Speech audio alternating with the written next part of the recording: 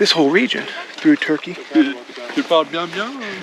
Turkey, Iraq, all that area here is actually very young. This whole land area is only about 2 million years old, which in the scale of the earth is nothing. He actually told us that they actually discovered the oldest human remains here that they've ever found. And they were actually 1.5 million years old. Oh, I shouldn't say human, I should say hominid. And 1.5 million years, meaning in the scale of time, humans got their asses here right when it became land. I mean, obviously it was 500,000 years. We have arrived in the absolutely incredible Goreme Open Air Museum. Like pretty much everything we are seeing here, this is a UNESCO World Heritage Site. But honestly, all of Turkey should be one. This isn't a museum like all the other archaeological museums and mosaic museums we're seeing around the country. Rather, this is a large monastic complex made up of many monasteries, churches, and nunneries. Most of these churches are from the 10th to the 12th centuries and are unlike really any churches I've seen anywhere. They aren't the massive gaudy things like you see throughout Europe and really the rest of the world, nor are they like the cliff and cave monasteries in some of the southern parts of Europe. Most of these are extremely small and are covered in frescoes, many of which are still mostly visible. I wasn't actually allowed to take photos and videos in most of these, though you do see many people doing it. That's why all my shots are really low, as I just had my GoPro dangling beside me.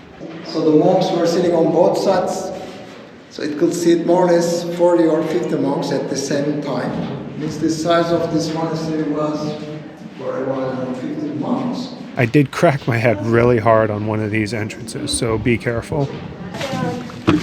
Oh, yeah, that was freaking awesome. Oh, ouch. That hurt me. And if I'm being honest, none of the paintings really impressed me, but it was cool to explore such a unique place. So, time for an honest review of Goreme. The caves themselves are cool. I love the uniqueness of the area, the caves, and all that. However, the churches, the paintings, the frescoes, truthfully, fresco is my least favorite style of art. I've never seen one, and I don't think I ever will see a fresco I actually like. I know that's probably a mildly unpopular opinion, but I don't know. And on top of that, religion or the churches, the information about that stuff, I don't really care that much about. So, I don't know, check it out, but there's nothing extremely spectacular paint-wise or art-wise in them. It's more the uniqueness and the structures. So, it is cool looking. I will give it that. Oh, also, pay attention to the archways that you're walking through, because a lot of them are very, very, very short, and I've cracked my head on 2 of them very hard, so that the people all around heard it, and my head is actually bleeding on the top now, so be careful.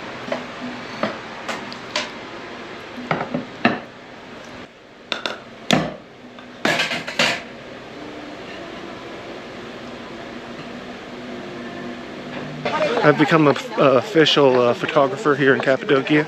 I just snapped a photo for that group back there, and then they just started handing me their cameras to take more photos. I couldn't find my hat, so I'm rocking out on my mom's right now. I think I look freaking fabulous though, so it's all okay.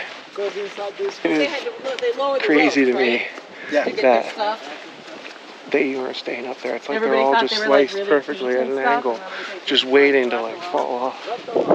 But they stay up there, and they stay up there until they like erode away. It seems like they barely ever fall off. I don't understand how that happens. We are now at our next valley in Cappadocia.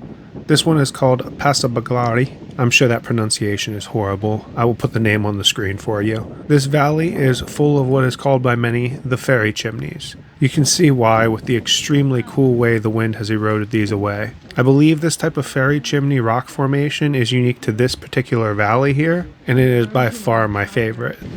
Geologically, this is one of the coolest places I have seen as far as what nature has carved out itself. This area is honestly way cooler to me than Goreme was. I've said it before and I can't stop saying it. These things are freaking awesome. He did say they do fall occasionally, but it's like hundreds of years. Like, it's very rare. God, it is just incredible. So we are currently at our last stop here in Cappadocia that is related to the fairy chimneys and the general geology of the region. And that is the Zelve open air museum, similar to the last one we went to. But as you can see, they are quite different in deterioration over the last area. There's been a lot of collapses here. You can see the actual tops that have fallen off in a lot of places. And one thing I learned here that I had no clue about, and it actually shocked me, is I knew that Göbekli Tepe, where we're heading, is in what was the Fertile Crescent, where we believe civilization really began. Not humans, but civilization. This whole region, through Turkey, through Turkey, Iraq, all that area here, is actually very young.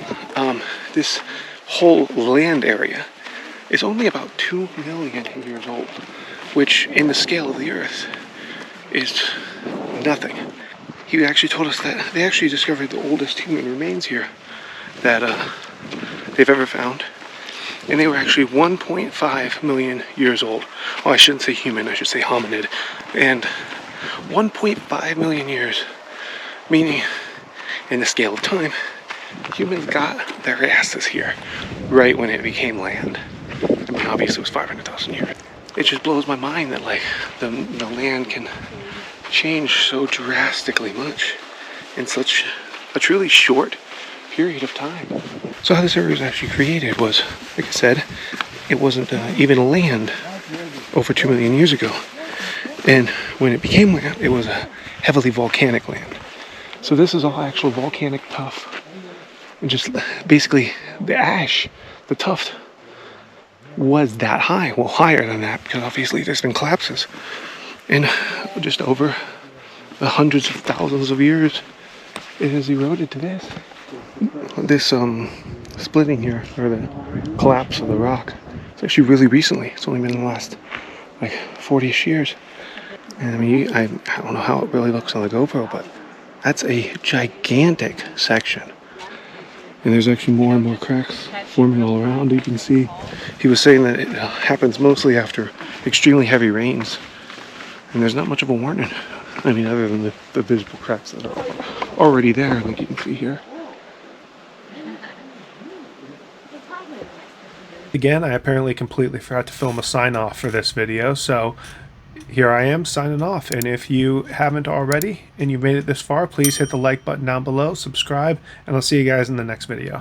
Small villages or fishermen. Oh, have a nice trip. By the seaside.